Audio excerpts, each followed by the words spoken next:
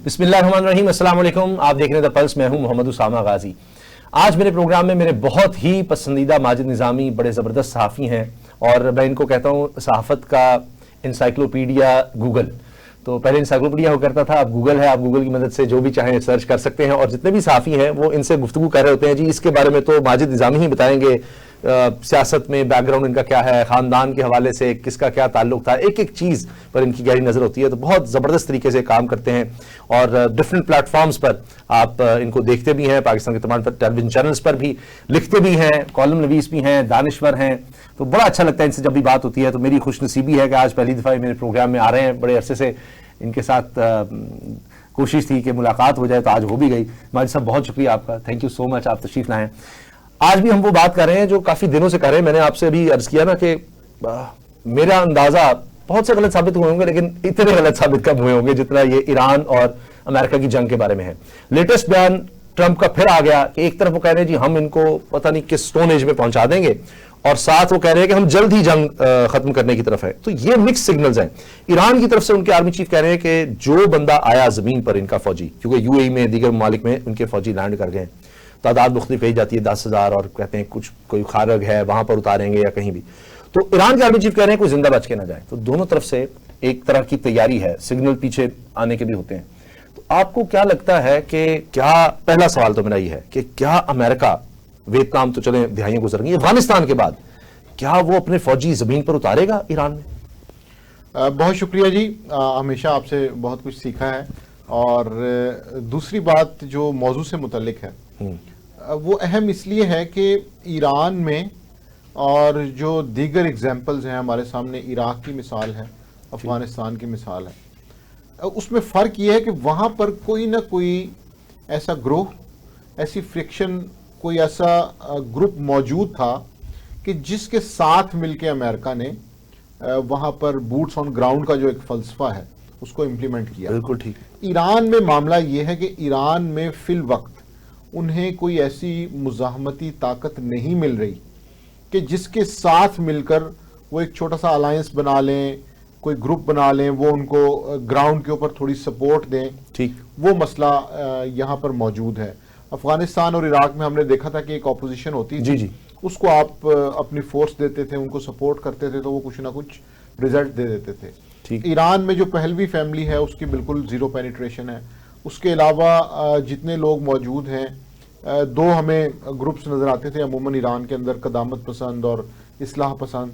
अब हुआ यह है कि जब से जंग शुरू हुई है तो उसमें जो एनालिसिस था कि जी उनमें कोई प्रॉब्लम होगा, वो प्रॉब्लम तो नहीं हुआ, वो रीयूनाइट हो गए।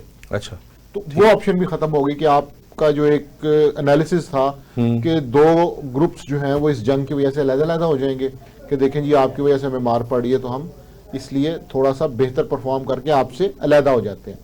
वो चीज तो नहीं हुई। ये मेरा ख्याल है कि ये सबसे बड़ा नुक्ता है कि जिसकी बुनियाद पे अभी भी ये सोचा जा रहा है कि वो जो रिजीम चेंज वाला ऑप्शन था या स्ट्रेटेजी थी, क्या उसको प्रैक्टिकली इंप्लीमेंट करना है या नहीं करना। ठीक, और इसी वजह से जब हम देखते हैं कि वो बात जो रिजीम चेंज से शुरू हुई वो अपनाए हुर्मुज तक आ गई है। फिर ये है कि जी ईरान के जो हथियार हैं उन पर नजर रखी जाएगी, यूरेनियम का मसला देखा जाएगा।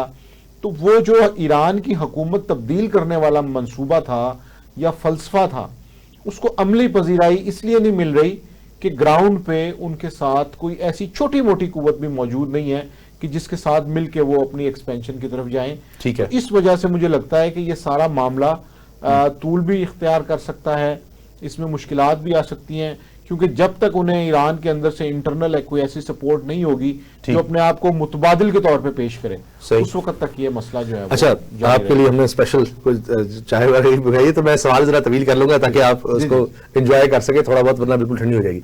ये जो आपने बात, प्लीज हैव इट, ये जो आपने बात की बड़ी जबरदस्त है, क्योंकि नॉर्दर्न अलायंस का अफगानिस्तान का याद आता है। इसी तरह इराक में सद्दाम के खिलाफ दिहाइयों से रिजेंटमेंट थी, उसमें मुख्तलिफ ग्रुप्स थे, उसमें एथनिसिटी भी थी, वो सब आ गए। अब यहां नहीं हुआ, तो इसके बाद कहा गया, जिस तरह आप जैसे दानिश्वर अमेरिका में बैठे होते हैं, उनके थिंक टैंक्स होते हैं, बल्कि हमारे से ज्यादा होते हैं, जिनको बिठाकर सब कुछ डिस्कस किया जा रहा होता है, तो वो कहते हैं जी 10 लाख फौजी चाहिए होंगे।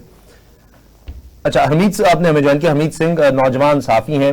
बहुत शुक्रिया हमीद आपका। बात ये हो रही है कि ये जंग तवील होती चली जा रही है और आज भी जो स्टेटमेंट्स आ रही हैं उससे लगता नहीं है कि कोई भी पीछे हटने को तैयार है। अभी तक आपको क्या लगता है कि क्या अमेरिका अपने ट्रूप्स को वहां पर भेजेगा, जमीन पर उतारेगा, और जिसके बारे में ईरान के आर्मी चीफ ने कहा है कि कोई जिंदा बच के ना जाए? देखिए उसामा, अगर हम देखें माजी में बहुत सारी चीजें, बहुत सारे अदाद-ओ-शुमार जो हैं वो ऑलरेडी ट्रंप साहब के सामने रखे भी गए थे जब ये जंग शुरू हो रही थी। और अगर हम देखें थोड़ा सा हमें 90s के दहाई में जाना पड़ेगा, 80s के दहाई में, जब आपको याद होगा कि 8 साल इराक और ईरान की जब जंग चल रही थी तो उसमें तमाम तर जो ताकतें थी, तमाम तर जो कुव्वतें थी वो इराक को सपोर्ट करती थी। और उस वक्त हम देखते थे कि एक नौमौलूद जो रिवॉल्यूशन था, इस्लामिक रिवॉल्यूशन, उस वक्त उसने जन्म लिया था। और उस सारी सिचुएशन में हमें ये भी याद है कि चाइना और रशिया की जो सपोर्ट थी वो भी कहीं ना कहीं इराक के साथ थी। आज मंजरनामा टोटली चेंज है। अगर हम उस वक्त देखें तो जमीनी जो जंगें हुई थी उसमें 10 लाख लोग जो हैं उनकी जाने गई थी। और ऐसा वक्त भी आया कि फिर सदाम हुसैन को सरेंडर होना पड़ा। मैं क्योंकि ईरान गया भी हूं, बहुत सारी चीजें मैंने बड़ी अपनी आंखों से एज अ स्टेट गेस्ट जब आप जाते हैं तो बहुत सारी चीजें जो हैं वो आपको अंदर जो हुकूमत या आर्मी जो चीजें करती है उसके विजिट का मौका भी मिल जाता है। ठीक। तो वहां पर जब मैं गया और कुछ आईआरजीसी के जो ऑफिसर्स थे उनसे मेरी मुलाकातें हुई थी और कुछ ब्रीफिंग वगैरह जो वहां से हमें मिली, तो इस वक्त जो मैं देख रहा हूं, क्योंकि हम यहाँ पर कहीं ना कहीं हम जज्बात का उनसर आ जाता है। यानी एक तरफ तो हम मुसलमान की बात करते हैं तो फिर कहीं ना कहीं ईरान के साथ हमारे जज्बाती तौर पर हमारे बहुत सारी चीजें जो है, एक रिश्ता है। क्योंकि मैं अगर वही से एक इंसान में अगर देखूं, वहां पर जो हमले हुए, वहां पर जो शहादतें हुई, जिस तरीके से उनकी सॉवरेनिटी पर हमला हुआ, तो हमारे जज्बाती तौर पर हम अगर उनके साथ हैं, लेकिन अगर हम अमेरिकन को देखते हैं इसराइल के अंदर, मैं कल एक आर्टिकल पढ़ रहा था, यदियूथ एहरोनोत जो इसराइल का बड़ा जबरदस्त किस्म का अखबार भी है, बहुत सारी चीजें वो नेतन्याहू के हवाले से लिखता है, तो कल उन्होंने जो आदाद शुमार लिखे थे खासकर रडार सिस्टम के हवाले से कि 13 के करीब जो ममालिक में इनके रडार सिस्टम लगे हुए अड्डे हैं वो तबाह हो चुके हैं। अब इसराइल इस सारी सूरत हाल में सोच रहा है कि वो अमेरिका को इसराइल के अंदर अड्डा दे, यानी उनके तमाम तर जो फौजी हैं वो वहां से इन तमाम तर ऑपरेशन की चीजों को वहां से उनकी निगरानी करे। ठीक। तो एक तरफ तो सूरत हाल ये आ गई है। मैं यमन के साफियों से भी मेरी मुलाकात हुई थी जब मैं लेबनान पे लड़ाई चल रही थी, जाया पे आजकल जो बिल्डिंग्स में, इमारतों पे जहां पे धमाके होते हैं, तो उस वक्त भी मैं वहां पर था और मेरे ऊपर हरमेस ड्रोन जो है वो इसराइल का पूरा वो कवर कर रहा था और मैं सीरिया इन बॉर्डरों पे मैं कवर ड्यूरिंग वॉर में किया हूं और वहां से मैंने वॉर रिपोर्ट की है। तो वहां पर एक डिफरेंट चीज मैंने देखी है उसामा साहब। मैं क्योंकि मैं थोड़ा सा बहुत सारी चीजों पे नहीं चाहता हूं कि जो मुसलमानों के अंदर जो मुख्तलिफ मकातब फिक्र के लोग हैं, लेकिन वहां पर मैंने जो लेबनानी मज़ाहमतकार हैं उनसे जब मेरी मुलाकात हुई थी, सईद हसन नसरुल्लाह साहब को जब शहीद किया गया था तो उसमें मुझे भी दावत दी गई थी और मैं भी वहां चला गया। तो उससे पहले भी मेरी मुलाकात तय थी, लेकिन वो मुलाकात ना हो सकी, उनके बाद उनकी शहादत हुई। तो वो चीजें जो मैं ग्राउंड की जो रियलिटी जो चीजें मैं देख चुका हूं, एक तरफ तो उनमें बड़ा शदीद किस्म का एक जज्बा है कि शहीद होना। मैं लड़कियों से मिला हूं, नौजवान लड़कियों से, जब मैं बात करता था कि आपको डर नहीं लगता फाइट करते हुए, तो कहते थे हमें तो खुशी होती है, हमारी फैमिली इस पे जो है फख्र महसूस करती है, हम शहीद हो जाएंगे। इसी तरह अगर आप देखें जी ओवरऑल, मैं अगर प्रॉक्सी, अगर इस वक्त वॉर की बात करूं कि जमीनी जंग का आपने सवाल किया है कि क्या अमेरिकन तैयार होंगे, मेरे ख्याल में जो कोरिया में नुकसान अमेरिका को हुआ, फिर वियतनाम में जिस तरीके से उनके लाशें खाई गई, क्योंकि वियतनामियों ने इनके साथ इनका जो हशर किया वो सबके सामने है, इराक में जो कुछ हुआ, अफगानिस्तान में इनका कब्रिस्तान बना, ईरान में ये इतना आसान नहीं है। क्योंकि मैंने माजी को इसलिए आपके सामने जोड़ा कि माजी में इनके पास कुछ नहीं था, आज ड्रोन टेक्नोलॉजी, मेजल्स, इसके साथ साथ 9 लाख से ज्यादा फौज, फिर 2 करोड़ बसीज जो बिल ट्रेन है, तो मुझे नहीं लगता कि इतना आसान होगा। और ये याद रखिएगा, ये यहाँ का कि ये कब्रिस्तान बनने जा रहा है। और अच्छा। ये मैं नहीं कह रहा हूं बल्कि अमेरिकन कह रहे हैं ये बात कि तो फिर- अमेरिकन फौजियों का कब्रिस्तान बनने ठीक जा है, रहा है। बहुत अच्छा कि हमीद आपने पूरा जबरदस्त बैकग्राउंड बताया। नहीं, आपकी बात से मुझे अंदाजा हुआ कि आपके ख्याल में मुश्किल है कि अमेरिका ट्रूप्स जमीन पर उतारेगा यहां पर, वो सिर्फ एक डराने के लिए है। सनाउल्लाह साहब, मैं बता दूं सनाउल्लाह साहब सीनियर सहाफी हैं और मुझे बहुत पसंद हैं, मैं उनसे बहुत कुछ सीखता रहता हूं। ऑफ द रिकॉर्ड भी बहुत सी उनसे गुफ्तगू होती है, क्या होने जा रहा है उनसे जानते हैं। तो पाकिस्तान के माशी मामला पर भी गहरी नजर रखते हैं। सनाउल्लाह साहब, बहुत शुक्रिया सर। ये बताइएगा, जो ममालिक सबसे ज्यादा मुतासिर हो रहे हैं इस जंग से, जो बराह रास्त जंग में नहीं है, उनमें पाकिस्तान है।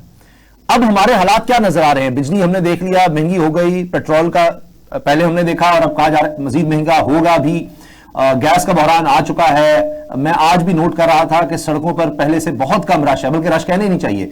तो एक सहमा हुआ माहौल पाकिस्तान में बन चुका है। क्या बनने जा रहा है? कितनी मसाइल की यानी मुश्किलात की घड़ियां हमारे लिए आगे नजर आ रही हैं? बहुत शुक्रिया पहले तो for kind words Usama.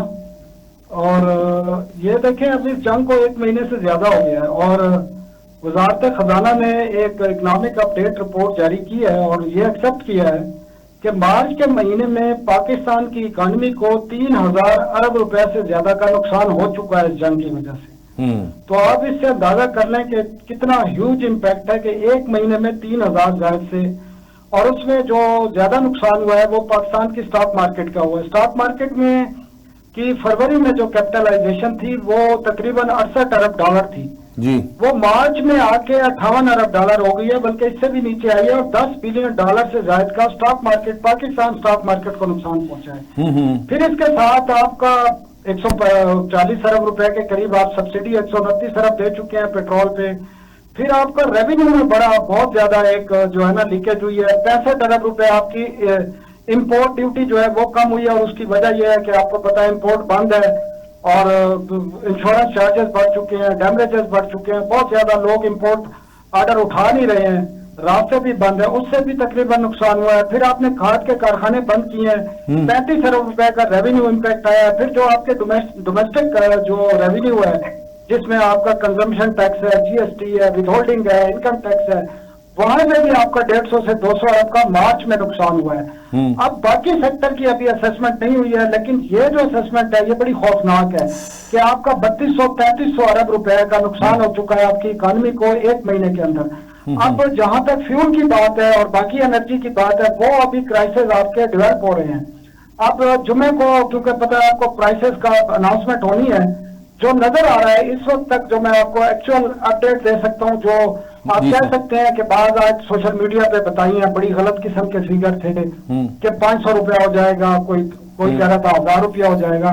Actual जो इम्पैक्ट आ रहा है, अगर हुकूमत अब सब्सिडी नहीं देती तो पेट्रोल का तकरीबन 58 रुपए फी लीटर, 98 रुपए, 98 से 100 रुपए लीटर, और डीजल का है 200 से 204 रुपए फी लीटर।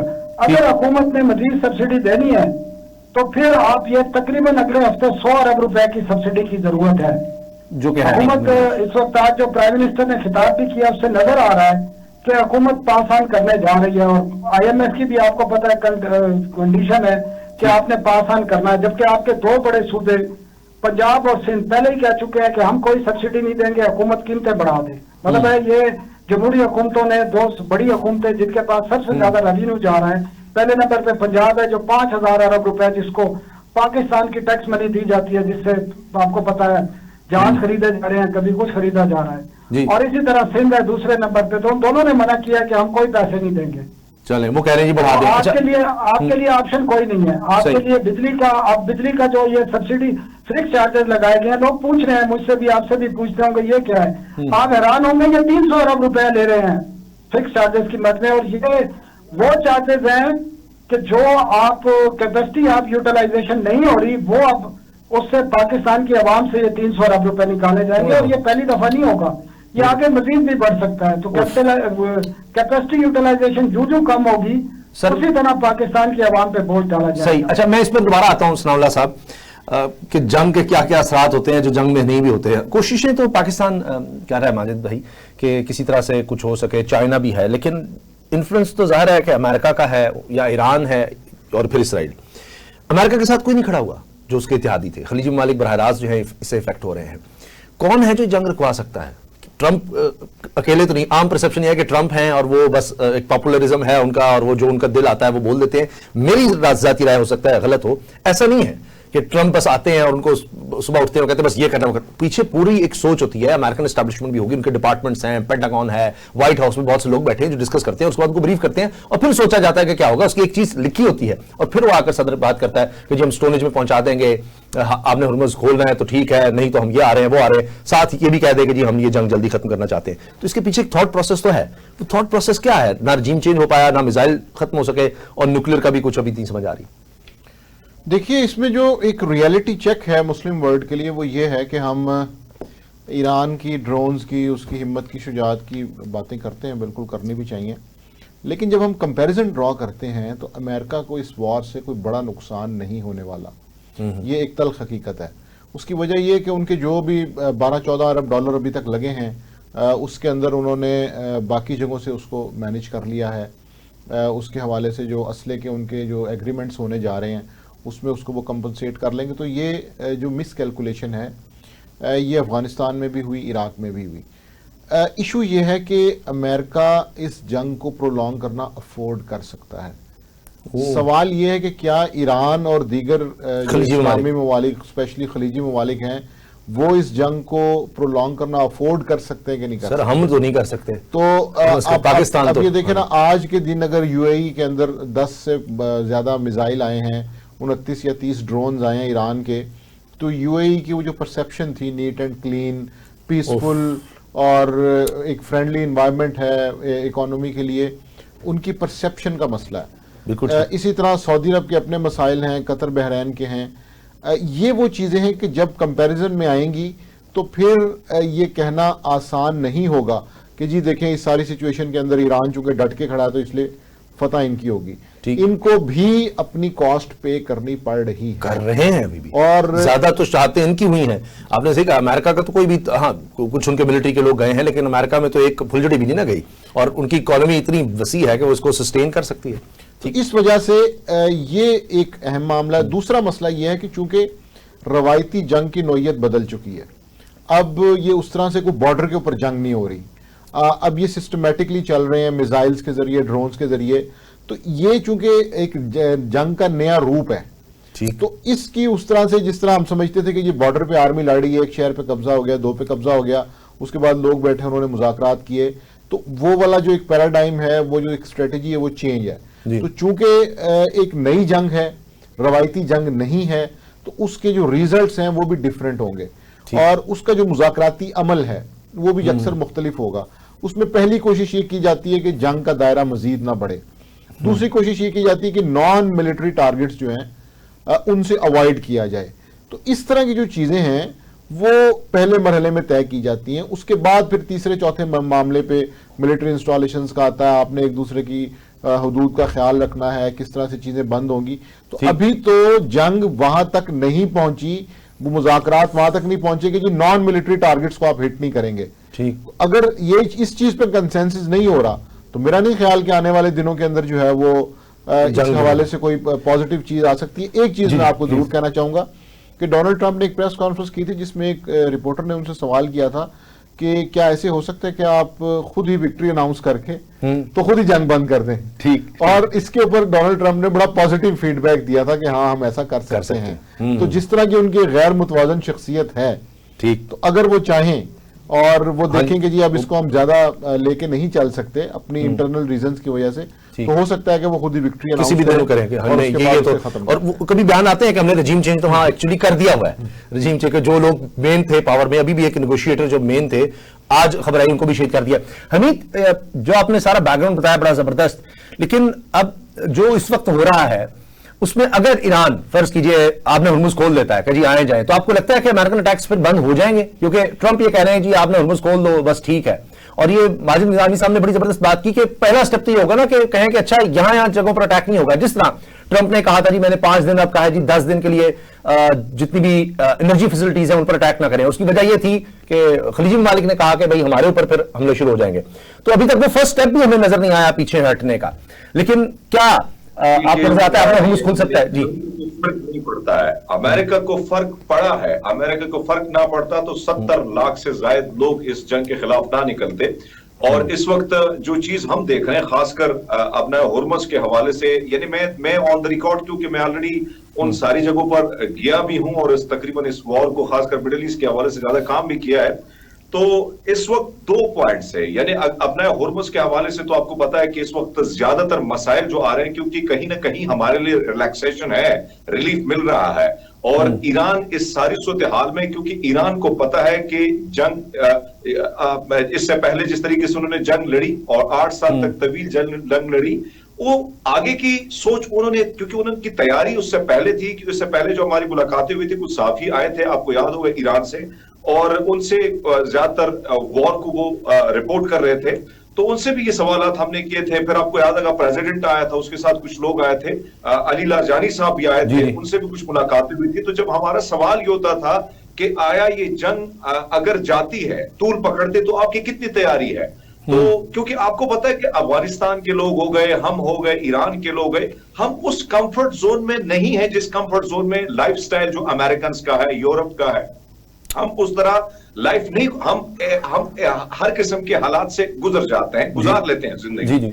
इस वक्त अपना हुर्मुज़ तो बंद है, लेकिन अगर, क्योंकि इस वक्त मैं ऑस्ट्रेलिया में जो हालात देख रहा हूं, आप स्पेन में जाके देखें, आप फ्रांस में जाके देखें, फिर इसी तरह इंग्लैंड में जिस तरीके से महंगाई शुरू हो चुकी है, तबाही हो रही है। हमारे ऑलरेडी मेरे छोटे भाई उधर हैं, बड़े भाई उधर हैं, तो उनसे जब राब्ते होते हैं तो सारी चीजें, अब खासकर जो इस वक्त बाबुल मंदब की बात हो रही है, क्योंकि आपके पास ऑप्शन है, ईरान के पास प्रॉक्सी का बहुत बड़ा ऑप्शन उनके पास मौजूद है।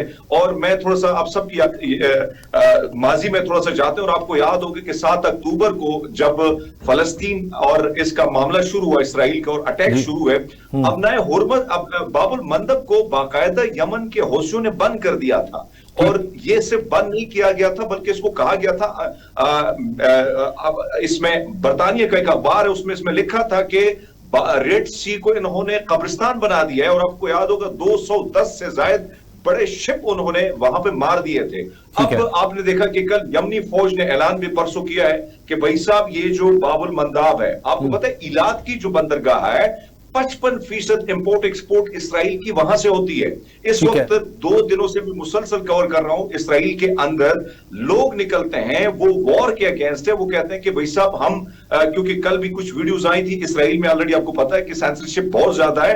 तो वहां के लोग ये अपनी हुकूमत से मुतालबा कर रहे हैं कि भाई साहब अब बंकरों में रहना मुश्किल हो चुका है हमारे लिए। ईरान को अगर हम कंपेयर करते हैं तो ईरान बहुत बड़ी, उनके पास बहुत सारी जमीन है, बहुत सारे छुपने की जगह है, बहुत सारे पहाड़ है, बहुत सारे ऐसे इलाके हैं।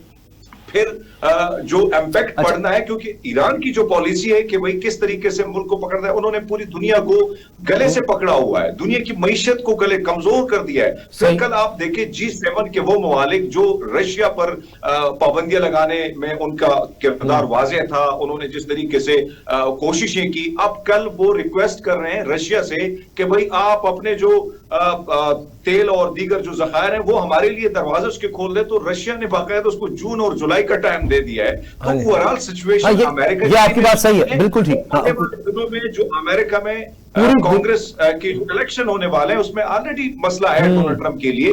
और इसीलिए कहा जा रहा है कि नवंबर तक तो नहीं उसको कम से कम खेल सकते, जो बहुत अभी महीने पड़े हैं, तब तक पता नहीं क्या कुछ हो जाएगा। मुझे ब्रेक का चूंकि कहा जा रहा है, ब्रेक के बाद सनाउल्लाह साहब से हम इस पर मजीद बात करेंगे। मैं खुद महसूस कर रहा हूं कि ऐसे है जैसे एक सहमा माहौल है पूरे मुल्क में कि पता नहीं अब क्या होने लगा है। जिस तरह अभी पेट्रोल का आपने सुना 100 रुपए लीटर और डीजल 200 रुपए तक जा सकता है, अभी ये होना ही है, ये मैं आपको बता दूं, पेट्रोल का तो नजर आ रहा है। तो इसके बाद क्या हालात होगा, हम कहां तक वैसी कौम इसको बर्दाश्त कर सकेंगे। ऐसे लगता है घुटन है, पूरी मीशत का गला घुटता चला जा रहा है।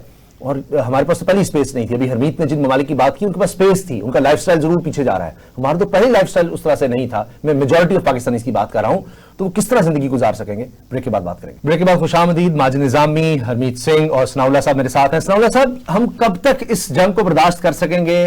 पाकिस्तानी, एक आम पाकिस्तानी कैसे कर सकेगा? सर, अगर हम अब सिनारियो में जा रहे हैं कि आपने बता दिया 300 रुपया इस कौम से लिया जा रहा है, अभी बिजली में मजीद मैं बात कर रहा हूं। अभी मैं आज पढ़ रहा था फिक्स चार्जेस वासा ने भी लगा दिए हैं, यानी पानी के महकमे ने भी ये काम शुरू कर दिया है। आज तो ये खबर आई कि 30 रुपए रोजाना गोबर टैक्स भी लगेगा, जिसके पास एक भी भैंस है तो वो 30 रुपए रोजाना के वो देगा। तो कोई चीज नहीं बच रही। अब सोशल मीडिया के हवाले से भी आज आ गया है क्योंकि प्रपोजल है कि 1000 व्यूज पर 195 रुपए देने पड़ेंगे। इतनी तो कमाई भी नहीं होती। पता नहीं अब ये कौन लोग हैं जो प्रपोजल दे देते हैं, उन्होंने कभी खुद चैनल बनाया है नहीं बनाया, उनको इस बात का पता भी है नहीं पता। तो इस कदर यानी जो कोई काम कर भी रहा है उससे भी चोक करने की तरफ हम जा रहे हैं। तो कहां जाकर आपको लगता है कि उसके बाद आपको लगेगा ये तो सब कोलैप्स करने लगा? जिस तरह हम अब बिजली के निजाम को देख रहे हैं कि सिर्फ अनाउंस होना बाकी है कि हमारा बिजली का जो निजाम था वो कोलैप्स कर गया। बिल्कुल बातें ये बिल्कुल ठीक है, लेकिन मैं थोड़ा सा आपको दोबारा जंग की तरफ ले जाना चाहता हूं क्योंकि ये सारी चीजें उससे लिंक हैं सर। और इसमें जो सबसे इम्पोर्टेंट एस्पेक्ट है ना, जो अभी तक मेरे ख्याल में हमारे पार्टिसिपेंट ने देखा नहीं, नेगोशिएशन, और उसमें पाकिस्तान। आवाज ब्रेक हो रही है सर दोबारा। हाँ, सिग्नल का इशू है, ऑडियो पे शायद कहीं गुजर है, कहीं अंडरपास वगैरह हो गया कहीं। सलाम साहब, आपको आवाज आ रही है सर? नहीं सर, दोबारा आपसे रब्ता करते हैं। सनाउल्लाह साहब से यार दोबारा मिलाओ। सलमान हमारे प्रोड्यूसर साहब जो हैं उनसे हम रिक्वेस्ट करते हैं कि दोबारा सनाउल्लाह साहब से बड़ी अहम वो बात कर रहे थे कि एक और पहलू जो सामने में रखना है इस जंग के बारे, क्योंकि ये जो हालात हमारे बन रहे हैं जंग की वजह से बन रहे हैं। माजिद साहब ये बताइएगा, जंग जब होती है तो कहा जाता है कि आप शुरू तो कर लेते हैं, उसके बाद आप नहीं बल्कि जंग कहीं डिक्टेट कर रही होती है। आपने जो लास्ट बात की कि ट्रंप कभी भी खुद भी डिक्लेयर कर सकते हैं, देखिए हमने ये लोग खत्म कर दिए, इतना इनका नुकसान कर दिया, ये सब कुछ हो गया है, अब हम फिर वापस आ रहे हैं, क्योंकि उन पर तो हिट नहीं हो रही, मालिक खलीजी मालिक हो रहे हैं। इसराइल जरूर हिट हो रहा है लेकिन उतना उसका नुकसान नहीं हो रहा है क्योंकि उसको तो अमेरिका से सबसे ज्यादा सपोर्ट मिलती है डॉलर्स की मद में, उन्होंने डॉलर छाप नहीं है ना, उनके ज्यादा मसला नहीं है खलीजी ममालिक का। और ट्रंप ने यहां तक कहा है, उनकी तर्जमान ने, लेविट गालिबन उनका खातून का नाम है, उन्होंने कहा जी ट्रंप ये सोच रहे हैं कि जंग का सारा खर्चा खलीजी ममालिक से लिया जाए। तो उनसे कहेंगे जो $1,000 आपने इन्वेस्टमेंट करनी है, ये आपका नुकसान हुआ, इसलिए भी हमने आपको देना है, सारा कुछ तबाह हुआ है, ये $100 अरब है, $200 अरब है, ये तो आपने भरना है। तो वो उनसे ये लेकर कर सकते हैं। तो उनके लिए तो ये इतना मसला नहीं है, लेकिन ईरान भी पीछे नहीं हट रहा। आपने हुर्मुज़ का मैंने कहा तो हरमीत जिस तरह बात आती है कि उनको तो ये नजर आ रहा है कि इसी वजह से तो सारी प्रेशर बना हुआ है, वरना ये जो हम ना अमेरिका की तरफ जा सकते हैं, इसराइल को भी तरफ नुकसान नहीं कर पा रहे, जो सारी दुनिया का प्रेशर है वो सिर्फ आपने हुर्मुज़ की वजह से बना हुआ है। और जो आज ये सनाउल्लाह साहब से बात कर रहे हैं कि पाकिस्तान जो है वो इतनी कोशिश से सर धड़ की कोशिश कर रहा है, कभी चाइना जाओ, कभी उधर जाओ, कभी अमेरिका जाओ, कि किसी तरह से जंग रुके, तो उस प्रेशर को तो वो हिलने ही नहीं देगा ईरान कभी भी। जी बिल्कुल, उनके पास ये एक एडवांटेज बिल्कुल मौजूद है। सॉरी सर, सनाउल्लाह साहब है हमारे साथ? अच्छा नहीं, जो यहाँ आते हैं तो मुझे बताइएगा। सॉरी माजिद भाई, जी कंटिन्यू। उनके पास ये एडवांटेज तो बिल्कुल मौजूद है और वो उसका बड़ी अक्लमंदी से इस्तेमाल कर रहे हैं। इसमें अब हमें देखना होगा कि अमेरिका ने गुज़िश्ता जो उनके पास इस तरह के इश्यूज़ आए उसमें क्या स्ट्रेटजी अपनाई। हमारे हमसाया मुल्क अफ़गानिस्तान में बड़े लंबे अरसे तक जंग चली, उसमें यह है कि आप फिर इसको एनालाइज इस तरह से करते हैं कि कौन क्या कॉस्ट पे करता है। अब अफ़गानिस्तान में हम ये कहते हैं कि जी वहाँ पे अमेरिका को शिकस्त हुई, लेकिन उसकी एक कॉस्ट है जो अफ़गानिस्तान ने पे की, जो वहाँ के लोगों ने पे की। अच्छा, दूसरी बात यह है कि जो अमेरिकन का पॉइंट ऑफ व्यू ये है कि मिसाल के तौर पे इसी अफ़गानिस्तान की केस स्टडी की अगर हम बात करें, वो ये कहते हैं कि जी हमने अलकायदा का जो टॉप टियर है या अलकायदा का जो ऑर्गेनाइजेशन स्ट्रक्चर है वो हमने ख़त्म कर दिया। तालिबान जो हैं एक रीजनल पावर के तौर पे, फोर्स के तौर पे हमने उनको थोड़ा सा लिवरेज दे के तो अपने जो मकासद थे 9/11 से रिलेटेड वो हासिल कर लिए। ठीक, मुझे लगता है कि इसी तरह की कोई स्ट्रेटेजी ईरान के मामले में भी अपनाई जाएगी जब इससे विड्रॉ किया जाएगा कि देखिए हमने जो एक्सट्रीमिस्ट हैं या जो कंजर्वेटिव्स हैं या वो लोग जो मजहबी कुव्वत से मुंसलिक थे, ठीक, ज्यादा हार्ड लाइनर से हमने खत्म कर दिया। जो पॉलिटिकल फोर्स से थे, पॉलिटिकल माइंड्स रखने वाले हैं, उनके जरिए अब हम आगे बातचीत करें। या वो जो सिर्फ अपने रीजन तक रहना चाहते हैं, उनके अज़ाइम बाहर के इतने नहीं है, तो उस पर हमारे हाँ, वो जो कहते थे कि जी ईरान का एक क्रेसेंट बन गया है और वो उस चांद में मुख्तलिफ ममालिक हैं, वो सोच जो है उसको वो कंट्रोल कर लिया। अच्छा, सनाउल्लाह साहब से रब्ता हुआ है। सनाउल्लाह साहब, आप बात को कंटिन्यू कीजिएगा जो आप कह रहे थे, अहम पहलू जो डिस्कस करना चाहिए। तो जंग ने एक पहलू तो मेरे दोस्तों ने भी शायद डिस्कस नहीं किया, वो नेगोशिएशन है जिसका सदर ट्रंप ने भी अपनी तकरीर में जिक्र किया, जिसकी मेडिएशन पाकिस्तान कर रहा है। और हमारी जो कुछ लोगों से यहाँ ऑफिस में या मुख्तलिफ सरकारी काम से तो वो बड़ा इंपॉर्टेंट है। और उसमें एक चीज बड़ी क्लियर हो गई है, जो यहाँ दोस्त बात कर रहे थे स्टेट ऑफ हॉर्मज के खोलने की, तो इस तमाम नेगोशिएशन में एक बात क्लियर, ईरान ये किसी सूरत नहीं खोलेगा इसको। उसी सूरत उसको खोलने पर तैयार होगा जब तो आपकी बड़ी ताकतें, वेस्ट है, तो है, चाइना है, रशिया है, ये गारंटी फराहम नहीं कर देंगे तब जी कोई किसी किस्म की जो ये जारियत है ये नहीं होगी। तो ये तो बड़ा क्लियर है। और ये ईरान भी समझता है, दुनिया भी समझती है कि अब उन्होंने शरक जो है वो काबू की हुई है। बाकी उनके पास डिफेंस कैपेबिलिटी इतनी ज्यादा नहीं है कि वो ज्यादा अर्से तक इसका मुकाबला कर सके, लेकिन ये इतनी चीज है कि इसकी वजह से उसने फंसा लिया। जहां तक पाकिस्तान पे इम्पैक्ट है, पाकिस्तान पे जो जंग का इम्पैक्ट आ रहा है पाकिस्तानी लोगों पर, ये एडिशनल है। आप देखें पिछले 3-4 साल के दौरान जो इस पाकिस्तानी कौम के साथ हुआ कि शायद मेरे ख्याल में पाकिस्तान की तारीख में बदतरीन जो है वो उसको दौर कह सकते हैं, के हवाले से के ऊपर जो बोझ डाला गया, खासकर इस मुल्क की जो मिडिल क्लास है, जिसमें तनख्वाहदार तबका है, जिसमें छोटा कारोबार लोग हैं, उनको उनकी हालत यह कर दी के पास ना खाने के लिए पूरे पैसे हैं, ना दवाइयों के लिए पैसे हैं, और वो टैक्स देते हैं, हर किस्म का बाहरी टैक्स है, टैक्सेशन है। लेकिन अगर उन्होंने अपने बच्चों को तालीम देनी है क्वालिटी की, तो उनको प्राइवेट स्कूल जाना है। अगर उनको कोई इलाज कराना है क्वालिटी का, तो उसको प्राइवेट स्कूल, प्राइवेट हॉस्पिटल का रुजू करना है। अगर उन्हें पीने का पानी चाहिए तो उन्हें मल्टीनेशनल कंपनी से बोतल खरीदनी पड़ती है। अगर उन्हें वैसे पानी चाहिए तो उन्हें टैंकर खरीदने पड़ते हैं। तो मुझे बताएं, इस मुल्क में ना आप टैक्सेशन ले रहे हैं भारी, आप हर किस्म के बिजली के बिलों के जरिए आप अपनी तमाम नाअहलियां, जितनी नाअहलियां, जितने नुकसानात हैं, वो इस मिडिल क्लास पर, इस मुल्क की गरीब आवाम पे डाल देते हैं थ्रू यूटिलिटी बिल और थ्रू मुख्तलिफ टैक्स मैयर के जरिए। तो आपने छोड़ा क्या है? आप लें, बिल्कुल वेस्ट में अगर लोग टैक्स देते हैं तो उनको ये सहूलतें भी मिलती हैं। पाकिस्तान में बदकिस्मती ये है, और ये जो जंग है इसके एडिशनल प्रेशर जितना आ रहा है वो पाकिस्तानी कौम ने बर्दाश्त करना है, चाहे वो बिजली के बिलों की सूरत में हो, गैस के बिलों की सूरत में हो, आपके ऑयल प्राइसेस हो जो बढ़ने जा रही हैं अगले 24 घंटे के अंदर अंदर, या इसके अलावा क्योंकि उसका इम्पैक्ट फिर अदर इम्पैक्ट आएगा, ट्रांसपोर्ट के किराए बढ़ेंगे, आपकी गुड्स की, खाने पीने की अशिया के जो कीमतें हैं वो बढ़ेंगी आपका। बाकी उससे हुआ क्या है, उससे आपकी इकानमी इस तरह ग्रोथ क्यों मुतासर हुई है?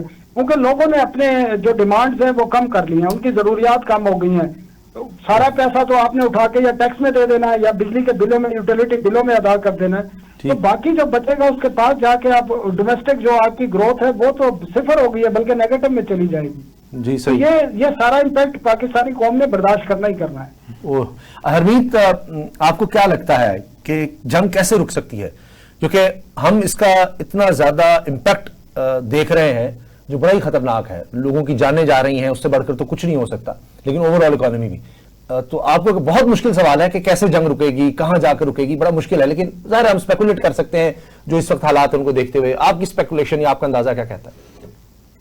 समा, अगर हम देखें डोनाल्ड ट्रंप, मैं कल तकरीबन मैं सुबह तक जाग रहा था, मैं सोच रहा था कि आज शायद ही, क्योंकि मुख्तलिफ जो रिपोर्ट्स आ रही थी उसमें ये कहा जा रहा था कि आज ये डिक्लेयर करेंगे और कहेंगे कि हमने फला फला काम कर दिया। इससे पहले जो डोनाल्ड ट्रंप के बयानात थे वो भी आपके सामने कि उन्होंने कहा कि भाई ईरान जाने और साथ में इसराइल जाने और ये जो खलीजी ममालिक है भाई हम साइड पे हो रहे हैं, ये उनके बयानात थे ऑन द रिकॉर्ड। और कल अगर आपने देखे तो बहुत सारे लोग जब वो तकरीर कर रहे थे तो अमेरिका की क्रीम वहां पे मौजूद थी और यही सूरत हाल थी कि भाई साहब आज ये ऐलान करेंगे।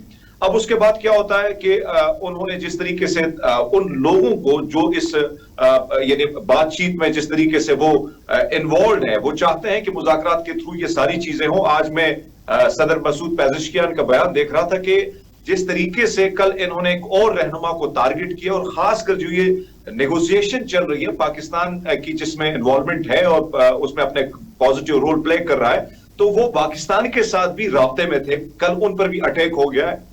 तो मसूद पेज़ेश्कियान कहते हैं कि मुज़ाकरात की आड़ में उमूमन क्या होता है कि जब मुज़ाकरात का टाइम गेन किया जाता है उसमें उसके बाद बाकायदा तैयारी की जाती है और हमारे लोगों को टारगेट किया जा रहा है। इस वक्त अमेरिका सबसे बड़ा प्रॉब्लम यह है कि अमेरिका अपना एतबार एतमाद लॉस कर चुका है पूरी दुनिया में। अब उसकी इससे पहले आपको पता है कि कतर में जो कुछ हुआ और फिर उसके बाद ओमान में जो मुज़ाकरात हो रहे थे, इसमें कोई शक नहीं है कि अभी 15 जो नुकात अमेरिका ने दिए थे ईरान के हवाले से, वो तो यानी आप देखें कि भाई मिसाइल सिस्टम खत्म करो, ड्रोन सिस्टम खत्म, अपना हॉर्मस को हमारे हवाले कर दो, हक आइलैंड को हमारे हवाले कर दो, इस किस्म के पॉइंट्स थे। तो आप मुझे बताएं कि जिसके लिए वो 38 साल से लड़ रहे हैं, क्या इतनी आसानी से वो हाँ कर लेंगे या मान लेंगे? इसमें हम देख रहे हैं कि इसराइल, ये पहली जंग है, मैं पहली बार देख रहा हूं अमेरिका को, अमेरिका के लोगों की सोच को, कि जो इसराइल के हवाले से जो परसेप्शन है वो टोटली बदल रहा है।